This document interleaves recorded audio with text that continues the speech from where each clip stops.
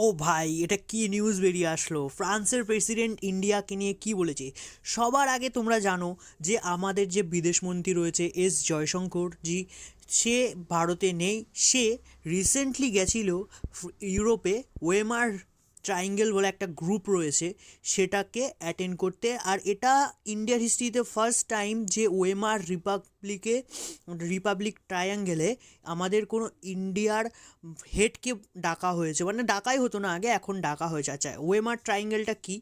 এটা হচ্ছে গিয়ে এই যে ফ্রান্স, পোল্যান্ড আর জার্মানি, এই তিনটে দেশ ওয়ার্ল্ড ওয়ার 2 এর পরেই ওয়েমার রিপাবলিক ট্রায়াঙ্গেলটা বানানো হয়েছিল। আচ্ছা, এখানে ফ্রান্সের যে প্রেসিডেন্ট ইমানুয়েল ম্যাক্রো রয়েছে, সে কি বলেছে? সে বলেছে যে ভারত কোনো ভেসেল স্টেট না। ভারত কোনো ভেসেল স্টেট না। ভেসেল স্টেট মানে কি? মানে হচ্ছে, যেমন আমরা একটা এক্সাম্পল দিতে পারি, আমাদের যে পার্শ্ববর্তী দেশ রয়েছে পাকিস্তান, পাকিস্তানের যেমন প্রত্যেক কটা ডিসিশন কোনো সময় চায়না নেয়, কোনো সময় ইউনাইটেড স্টেট নেয়। আচ্ছা, ভেসেল স্টেটের কি আছে?